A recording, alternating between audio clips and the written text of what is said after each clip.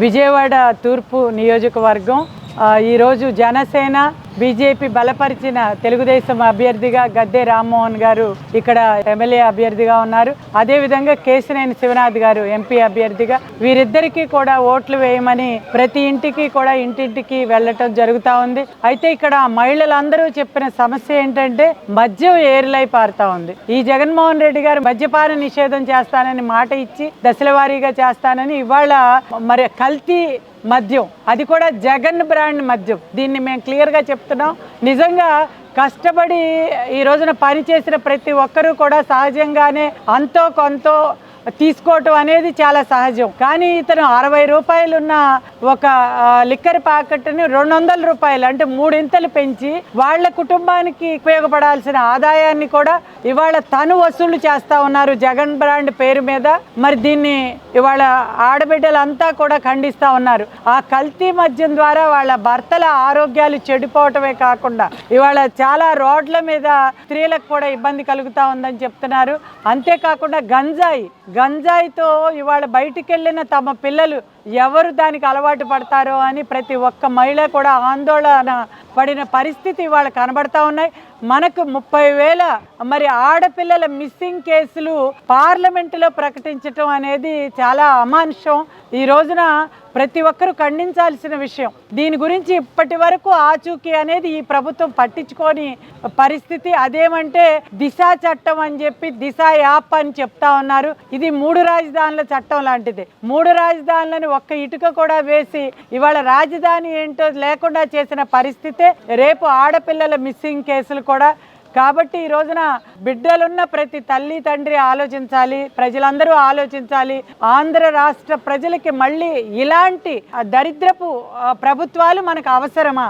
గంజాయిని అదేవిధంగా మద్యం ఏర్లై పారించేవి కావాలా? మరి అదేవిధంగా ఇవాళ మన ఆస్తుల్ని కూడా తాకట్టు పెట్టే ముఖ్యమంత్రిగా ఇతను తయారయ్యాడు.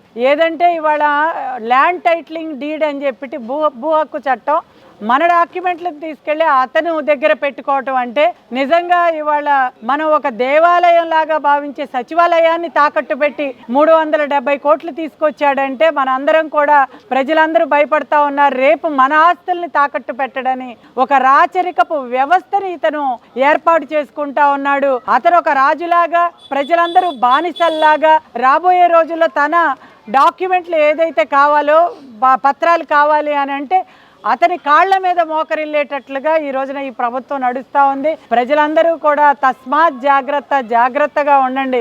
మన బిడ్డలు, మన కుటుంబాలు జాగ్రత్తగా ఉండండి. ఆర్థికంగా మన కుటుంబాలని పైకి తీసుకురావడానికి చంద్రబాబు నాయుడు గారు ఎన్నో ప్రయత్నాలు చేసి వాళ్ళ పరిశ్రమలను స్థాపించి మన పిల్లల్ని చక్కగా చదివించడానికి అందరికీ కూడా ఉచితంగా మరి స్కూల్స్కి 15,000 చొప్పున 2 పిల్లలున్నా 30,000 వేసే ప్రభుత్వం మనకు కావాలా?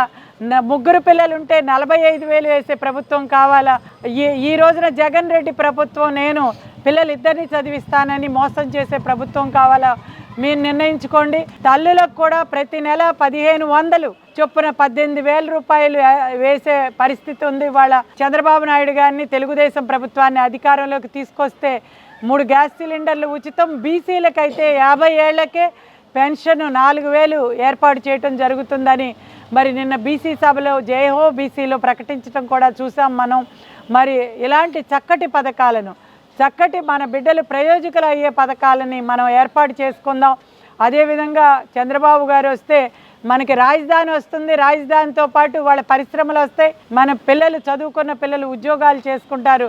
మనం ఆర్థికంగా అన్ని రకాలుగా మన కుటుంబాలు, మన రాష్ట్రం బాగుపడటానికి తెలుగుదేశం పార్టీని అధికారంలోకి తీసుకురావాలి. జై తెలుగుదేశం.